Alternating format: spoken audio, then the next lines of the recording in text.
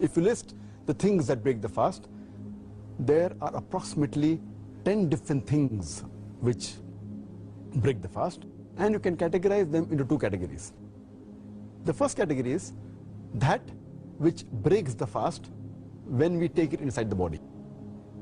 In them, there are four things. The first is eating and drinking.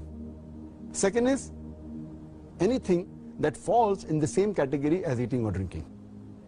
Third is taking medicines, or pills, or injections, which are in the form of nourishment or somewhat similar to eating and drinking, including blood transfusion. The fourth is somewhat similar to kidney dialysis, where the blood is taken out, it's purified, and some nutrients are put into it and put back. The second category, that which comes out from the body, there are 6 things in them. Number 1 is sexual intercourse. Number 2 is masturbation. Number 3 is menstruation. Number 4 is postnatal bleeding. Number 5 is deliberate vomiting. And number 6 is letting out blood, somewhat similar to cupping or something similar to that. So in all, there are 10 things which invalidate the fast. Of those 10 things you've mentioned, could you now tell us which is considered to be the most serious and sinful act which invalidates the fast?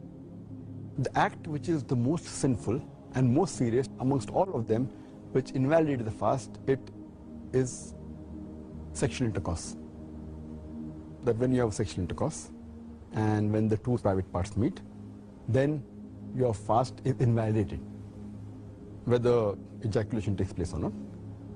And you have to repent for that.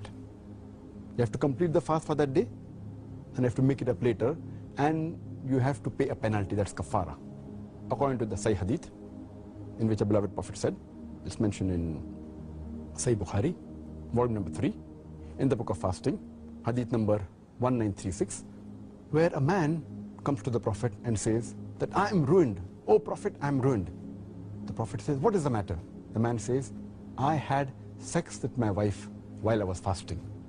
So the Prophet says that, can you free a slave? So the man says, no, I cannot. Then the Prophet asks, can you fast consecutively for 2 months? Can you fast continuously for 60 days? The man says, no, I cannot. Then the Prophet says that, can you feed 60 poor people? And the man says no, and the hadith continues. In short, we come to know from this hadith that if any person does a sexual intercourse, it is one of the major sins. It is the most serious and sinful amongst all the things that break the fast. The person who does this sin, he should immediately repent to Allah subhanahu wa ta'ala and ask for forgiveness. He should complete his fast for that day and make up for that fast later on after Ramadan. And he has to pay a penalty, and the penalty we come to know from the hadith is that he either frees a slave if he can, if he does not have the money to free the slave, or he cannot find a slave to free, then he should fast for 2 consecutive months. Fast for 60 days. If he cannot do that also, then he should at least feed 60 poor people. And these are the 3 options that have been given for a person to pay as a penalty, as a kafara. But if a person can do the first thing, he should not jump to the second or the third. The first is freeing a slave. If he cannot do that, if he doesn't have the money or cannot find a slave, then he can go to the next option, that is fasting consecutively for 60 days. If he cannot do that, if he is unable to do that, continuously fasting for 60 days, if he fasts for a few days, and then one day doesn't fast, he should start again. He should fast consecutively for 60 days. If he doesn't have the capacity to do that, then what he can do is he can feed 60 poor people.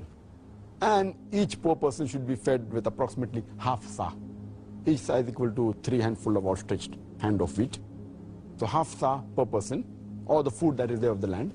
So 60 poor people you should feed. This is the kafara, the penalty for a person who breaks a fast by having a sexual intercourse.